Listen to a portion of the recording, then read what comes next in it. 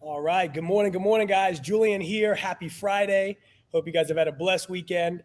We are here for what we like to call traders therapy, right? We jump on Monday and we go, well, what do we think is going to happen during the week? And then we, come back later and go, oh, this is what really happened. I'm here with Kathy. I get the privilege of doing it with Kathy from BK Traders. She's obviously a global trading expert. She's here to obviously share her knowledge. And Kathy, how you doing this morning? I'm doing great, Julian. I love Fridays. It's, the end of the week, and, we've had a fantastic week, for our Forex and Zip trades. I mean, I think we're up, 300 pips, Very good. this week. And that's with not trading when we had, two big events this week. So, I didn't trade when we had I didn't trade the morning of the Bank of England and the ECB, Bank of England, SMB. I obviously did not trade ahead of FOMC either. So, not trading those 2 days, except trading live with our members, we still racked up 300 pips. So it's been a good trading week. I'm happy. And, Julian, I think these are the best markets because, investors are getting slaughtered. And Mm-hmm. yet we as traders are showing everyone how, there's an alternative. You don't have to sit there and watch your investment portfolios get decimated. You could, trade as, to supplement it or trade yourself out of it or just, kind of make yourself feel better that you're making money somewhere, right? Exactly. Exactly. Well, listen, I know there's obviously been, quite a bit of news that has come out, obviously, over this week. Not too much. Obviously, we got some big stuff. I'll let you kind of dive into that a bit, but let's talk about the Deutsche Bank a little bit. What's going on over there with the European banks?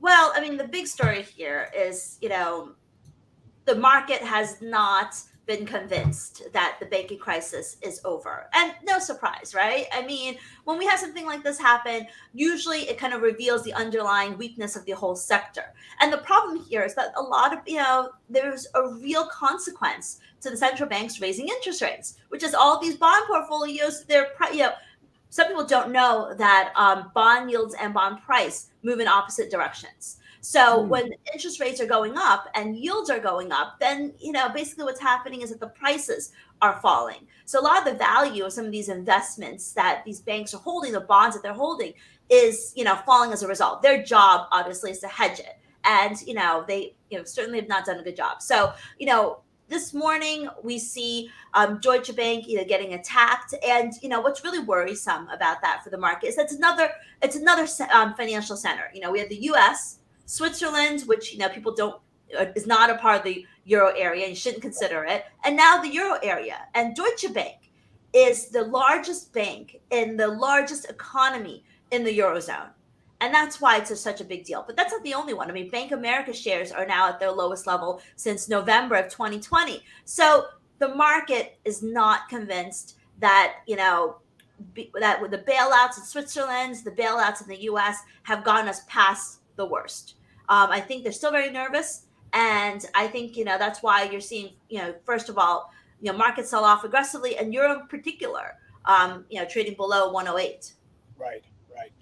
Well, like you said, I mean, I was just reading an article. It's like banks, just simply put, banks are confidence, and when we have the bank sector like this, very uneasy and uncertain, and then of course when Powell comes in, and it's definitely a whole lot of stuff going on, and we want to get some sort of certainty. Maybe this, next week we start to kind of, what do you think? Do we stabilize? What do we see coming into this next week? Well, I think that this weekend is probably going to be very exciting to see whether we hear any official comments out of Germany.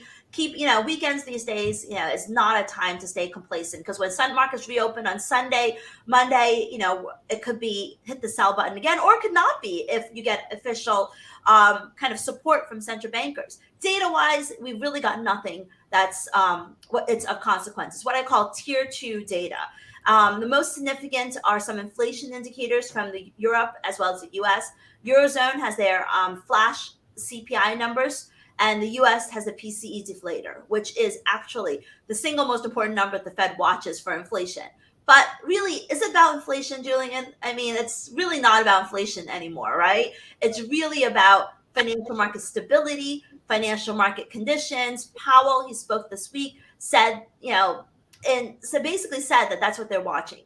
That, if financial conditions tighten significantly, then, they may need to do less. And, the curve is showing that. And that's why we're seeing so much movement. Right.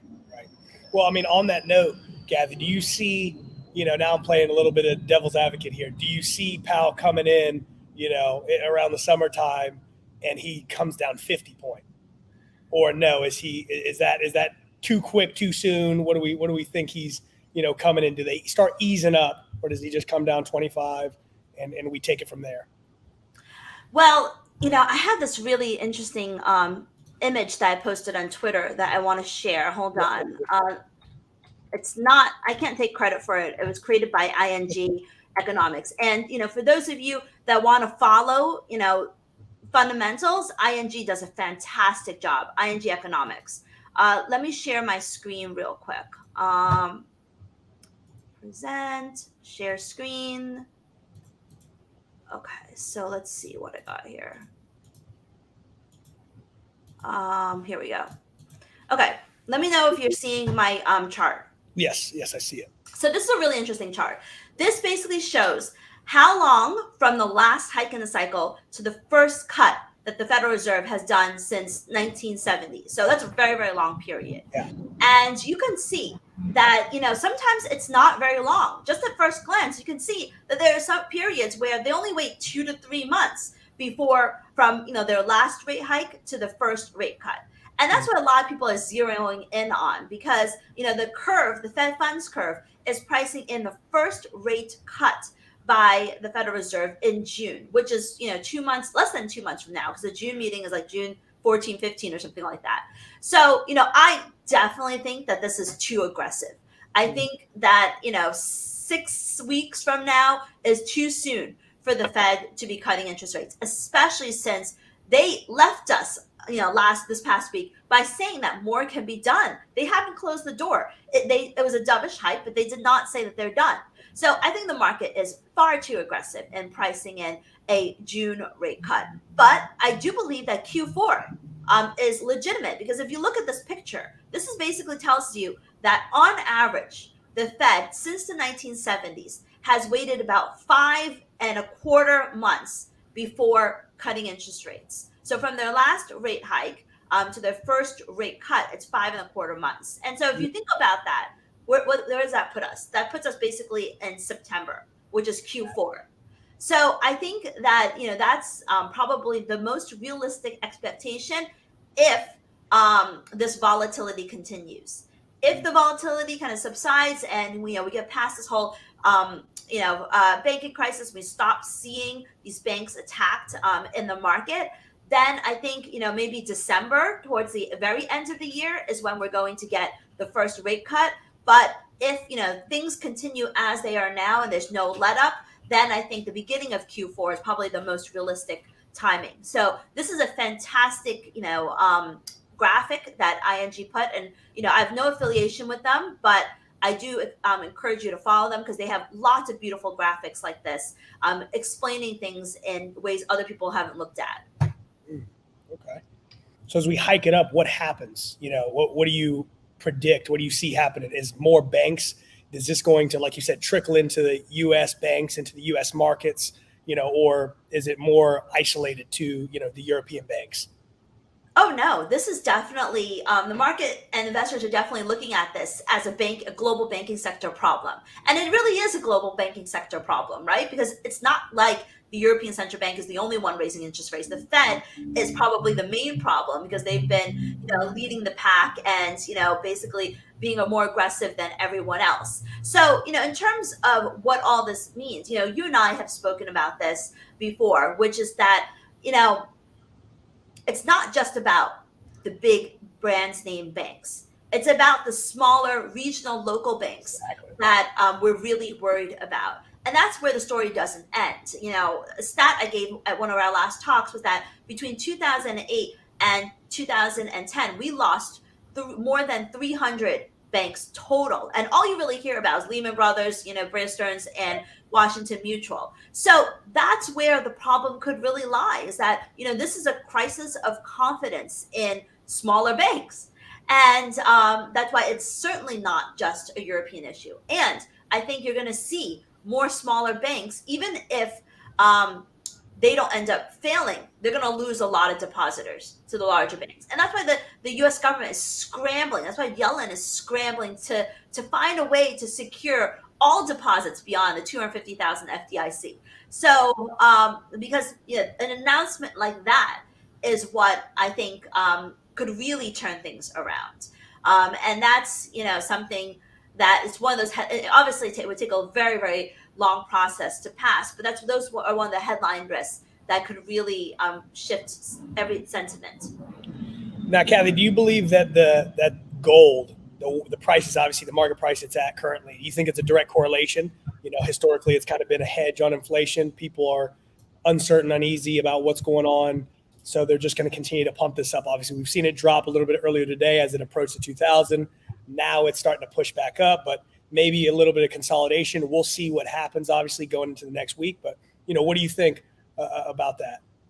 Well, 2000 really seems to be the ceiling that can't break in gold. But, we're pressing in that top of that ceiling.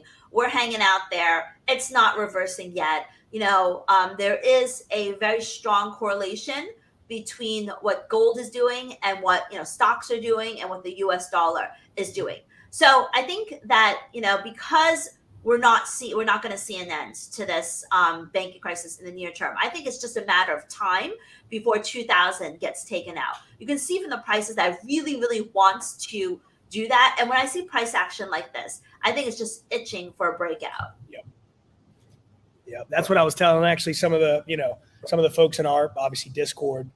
I said, look, I've got reason to believe a case that I can create that says gold will surge past 2,000. That's obviously my observation, but like you said, it's working hard. A lot of people want to see it push through there. It's rejected a whole bunch of times. I think we're getting ready to, see that thing burst through and kind of use it as a level of support and push on up. But we'll see as the bank, sector, maybe it starts to ease a little bit, people start to gain a little bit more confidence. So like you said, it's something to watch closely. Absolutely. I mean, it's about that. It's also about, what the market expects from the Fed, and their expectations have gotten very aggressive in a very short period of time. So that's the flip side, right? I mean, which is that, if the Federal Reserve or, any type of official gives us any reason, or data gives us any reason to believe that, June really is not realistic, then that could cause a bit of a pullback in gold as the US dollar recovers. So now, Kathy, what are you seeing on your charts, as far as, like you said, euro dollar, that kind of stuff, the Forex pairs that you like looking at? How is all this affected? Feel free to pull up your charts if that's something you want to dive into a little bit. Or yeah. Let me share my charts. Give me one second. I got to shift my screen. Okay, so, I am looking at euro dollar here. And this is the candlesticks of the euro dollar, and the orange line is the US 30. And I'm looking at this because, I'm just kind of writing some, like a piece on the dollar as a safe haven currency, and how, about how basically when you see stocks, really get pressured, there is a flight to quality in the US dollar. And you see that relationship in, way back here in November when stocks are rallying. You see investors going out of dollars. When stocks are falling, they're going into US dollars. So, what's really interesting about this euro dollar chart here is that, on a technical basis on the right hand side, you see very strong reversal signal in the euro dollar. Right. And yet the ECB is one of the very few central banks who have persistently told us very vocally that they plan to continue to raise interest rates. So, I strongly believe that Deutsche Bank is the largest bank in the Eurozone. It's the largest bank in the largest country in the Eurozone.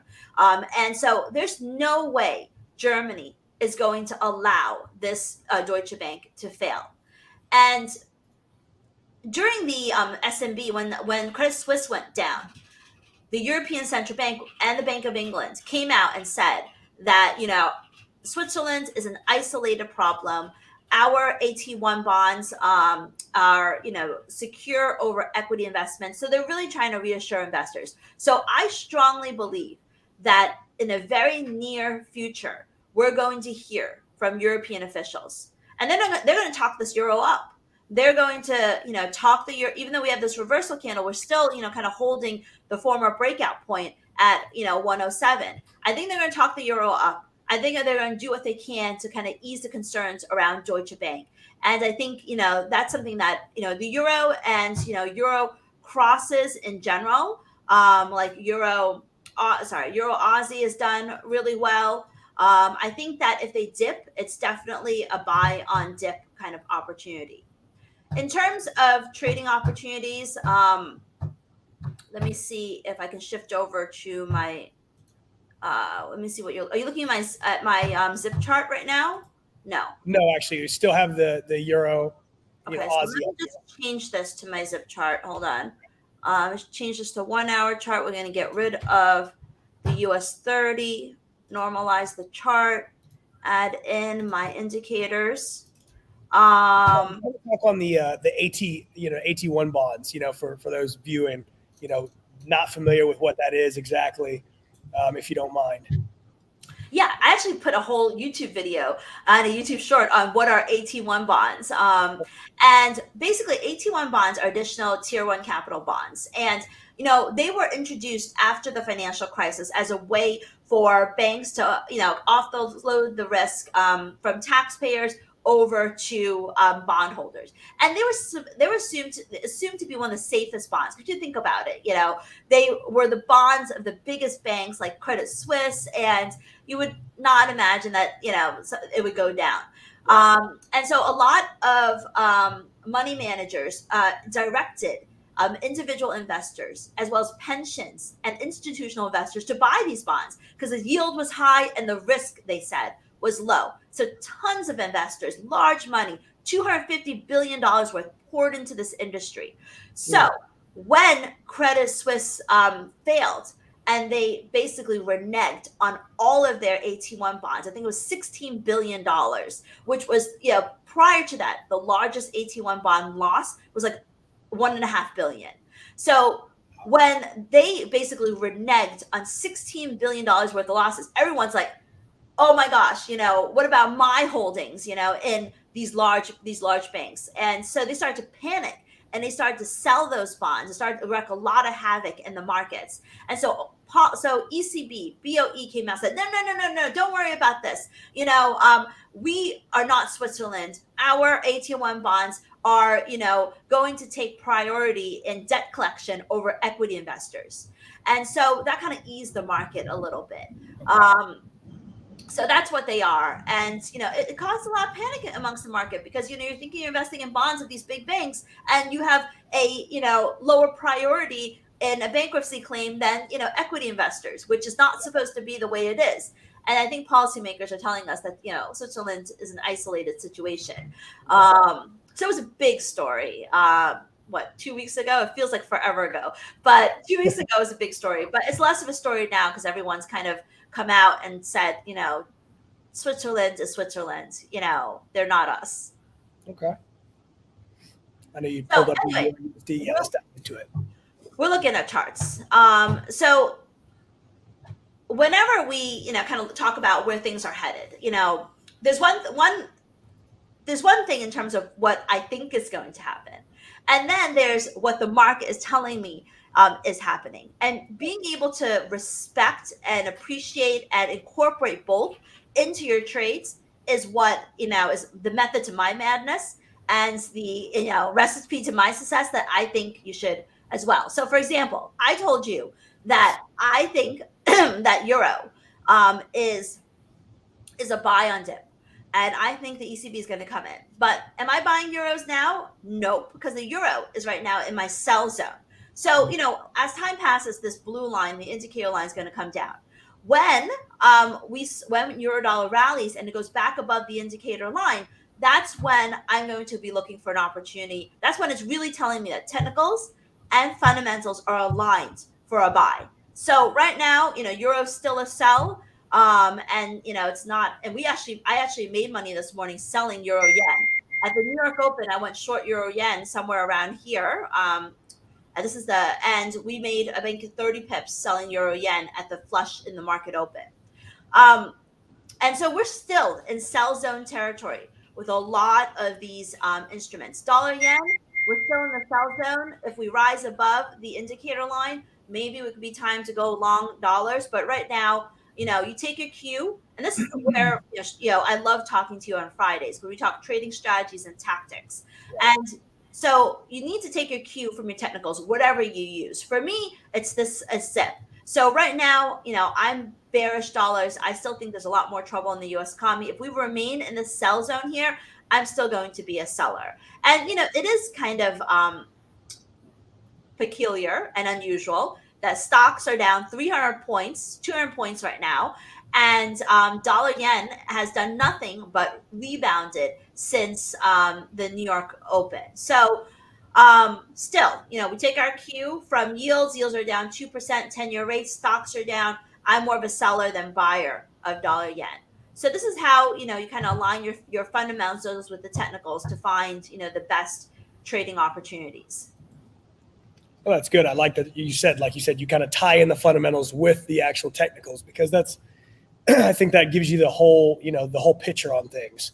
And so, right, when you get clear as day, I think it's keeping things simpler than overcomplicating things. I think people, as you know, and I'm sure you've seen this, with the folks who, follow you and Boris as well, they try to overcomplicate it, or they make their charts a little bit too noisy, and they don't really know what they're looking at. They have 10 different indicators on there.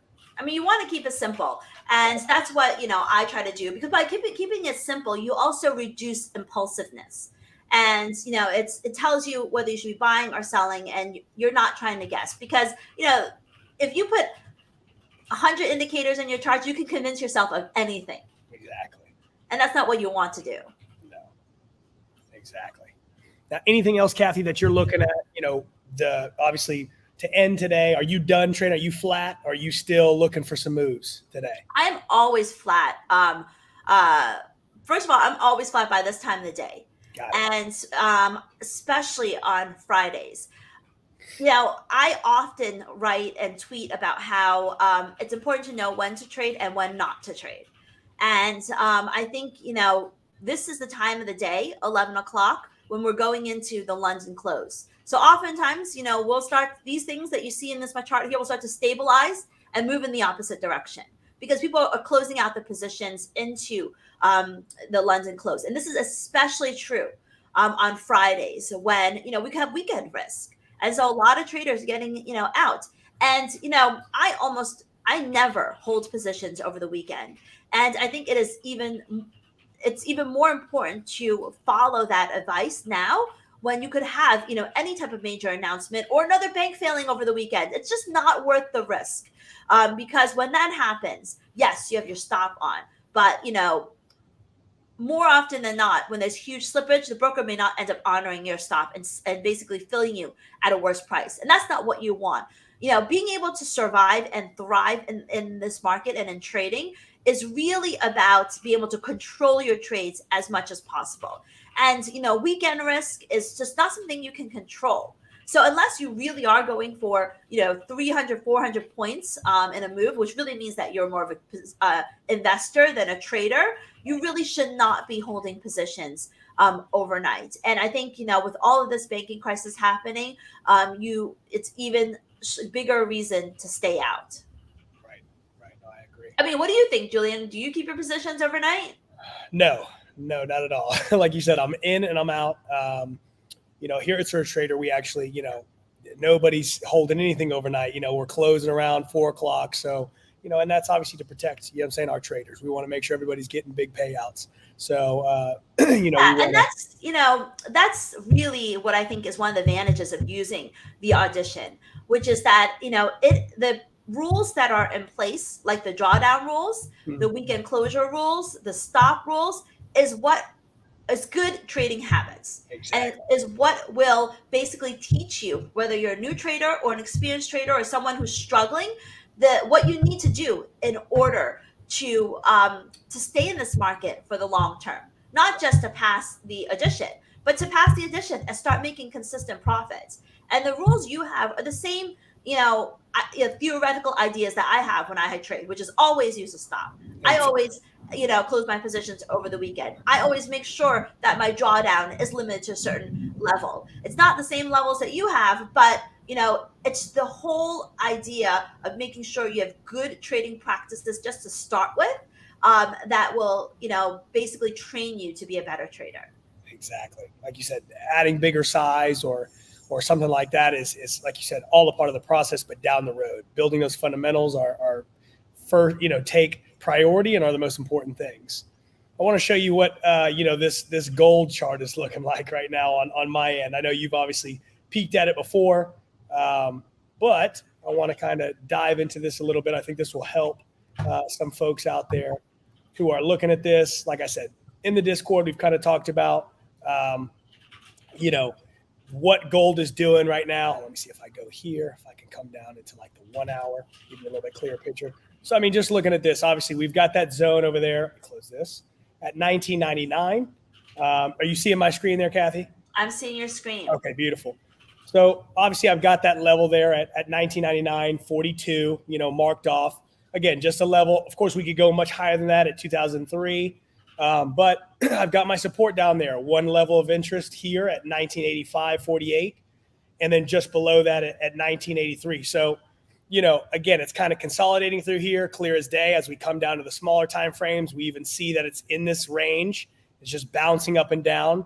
So, I'm looking for this thing to push above 2000. But like you said, I'm flat as just, as you are. I jumped in a US 30 move earlier today for a buy kind of prior to open, was able to make, close to 1%. So, I'm in and I'm out. As Wednesday through Friday gets a little, choppy, gets a little noisy, and I want to get out of that. Like you said, I am not trying to take the investor approach. I'm not trying to guess, gold's going to keep going up. So I'm just going to buy, with my eyes closed. I'm going to be very strategic about how I go about it, positive risk to reward ratio and a tight stop loss, so I can obviously conserve my capital. I'm at the end of the week. I don't want to be bummed out, going into my weekend. I want to be obviously capital heavy. So that's what it's about. I mean, you're showing yours, so let me show you mine. I want to show you go. my gold chart. Right. And I think trading gold, I'm going to wait for the chart to load up. Sure. I think trading gold is pretty easy. I mean, look at this. We're in the buy zone right now, green zone. Clear buy signal over here. You've gone long at 1972, rode it up to just under 2000. And the last signal we had was to go long gold here at 6 a.m. on March, 15th. Beautiful long rally here. And when here we don't have anything because we don't have the white candle. And it's just, it's easy if you have the right indicators to use. And, these are more positional moves in gold than your trades. But as long as gold, right, which is right now, still in the buy zone, I'm going to stay long. And I think it's going to, but however, if I get that white candle to the downside and gold gives me, a red background with a white candle pointing downwards, that's the time when I think it's time to sell. One of the other advice I have for traders is that there's no need to front run the signal.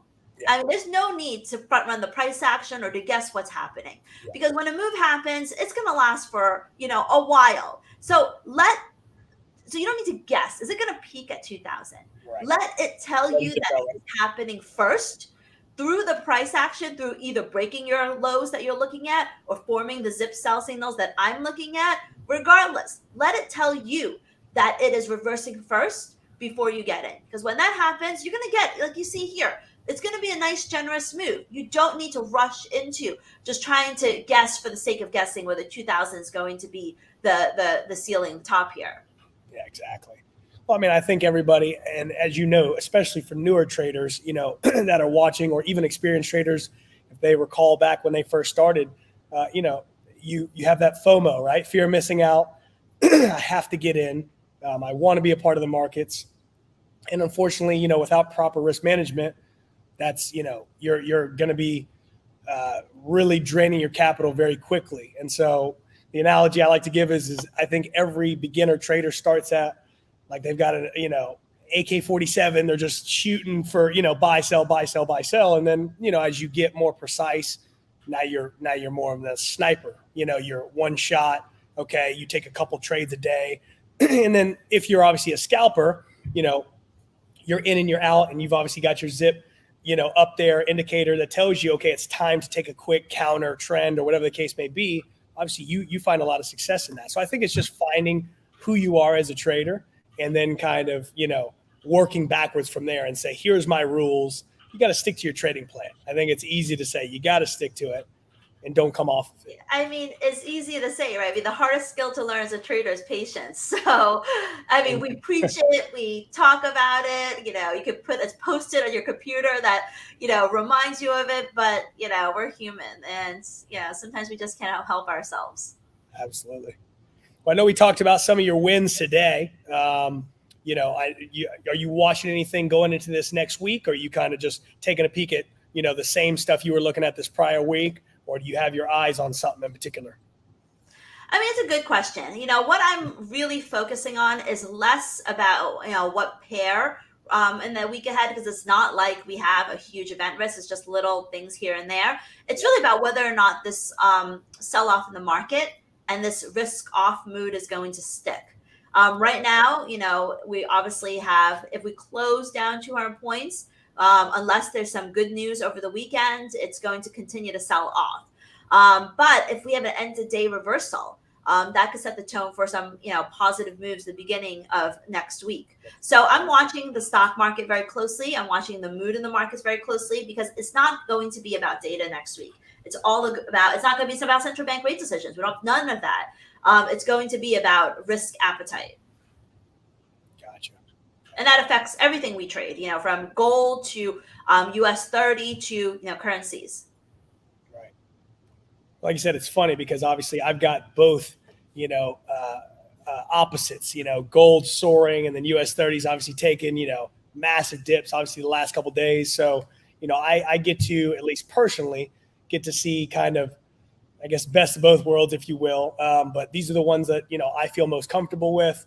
I believe that US 30 is going to continue to sell off, but we'll see. Like you said, it may just go ahead and rally on up. I think, if Boris was here, he'd be saying, just like we always say every Monday and Friday, that it always seems to find some sort of equilibrium. If it really sells off 500 points as it has, it always comes on back. It's very seldom that it continues to fall. Last thing I'll ask you here, Kathy, and we don't use that R word too much right now. I've looked at articles. They've said we're in a recession currently, but I know that the rules have sort of changed. Can you elaborate on what are they looking for? What is a recession now that they've kind of changed things? And are we in one, or are we on the brink? Well, I mean, it's a good question. The technical definition of a recession is 2 quarters of negative growth.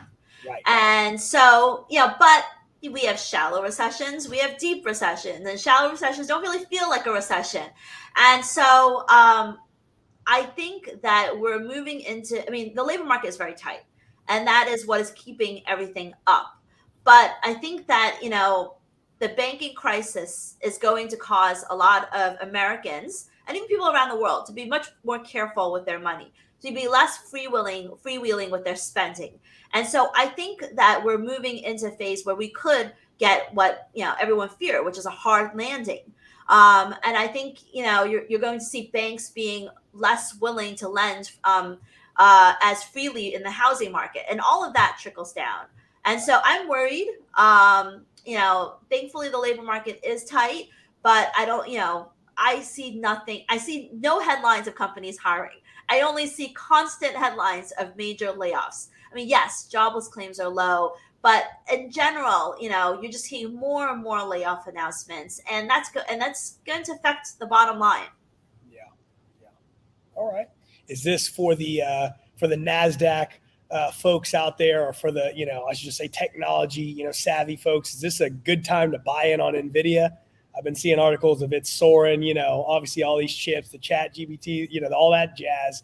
Is that something that we need to continue to look at? You think that starts to stabilize Because I think do you believe it has a correlation to do with all these job layoffs? Because now a machine can do it. Well, I think it may be too early to say that AI is replacing jobs themselves. Right. But I do believe, the best investment advice that out there, period, is invest in what you know. And what you're seeing the trend happening and what you're using. And so I don't know about you, Julia, but I'm on ChatGPT every day. And so I know, and I think it's only going to, I'm just going to be on it even more. And so I'm using it. I'm sure there's millions of people, just like me. So, invest in what you know and invest in the trends that you are using. And if you're like me, then yeah, I think those companies are looking good. Okay, excellent. If there's anything else you want to add, Kathy, feel free to. I'm going to check the Discord real quick, see if we have any questions. Well, I see a question on YouTube about how to analyze interest rates on whether or not it's going to rise in the future. You know, it's hard to give a precise answer. I mean, it's really whether or not it's going to rise in the future hinges on what central banks say or do, which hinges on what economic data is doing. So you've got to track economic data. You've got to track all of these big fundamental stories. It's not like one precise answer I can give you, but it's not hard either. Like, it's basically what's making the headlines on CNBC.com or Bloomberg.com. Read those headlines, read what these experts are writing about, and they will tell you what the interest rate direction is. Okay. Kathy, kind of a 1B onto that question there. How would you, my assumption would be you're 50-50, but technical to fundamentals, what would you say, what I'm saying, where you weigh your, Oh, no, I'm like 70% fundamentals, Okay. 30% technicals, because fundamentals. I mean, some people believe that the fundamentals are baked into the price, but then there would be no real opportunity, right? And so I think that fundamentals drive the story. I use and basically point me in the direction of my trade. The technicals give me my entry and exit points. So I'll have an opinion, like we talked about today, but I will wait for the technicals to confirm my opinion before getting into the trade. Very nice. Good tip for those who are watching. Make sure you write that down. Very good. Well, Kathy, I appreciate you coming on, always sharing all the knowledge that you have with us, all things financial markets. We will see what happens coming into this next week. Obviously, we don't have crazy news coming out, so let's see if we find some stability. Let's see what gold does. Let's see if Sunday open, people start hitting that buy button, like you said, to kind of tee off next week. Maybe we start to get some rallies, or do people just continue to sell it off? Who knows? All we can do is, like you always say, assess, don't guess, right? Yep. And this was a lot of fun. I'm looking forward to Monday because, anything can happen over the weekend. We talk about something completely different come Monday. Well, that is the beauty of what we do, right? We get to react. But Yep. Kathy, thank you so much for coming on. Appreciate your time. Hope you have a great weekend. And thank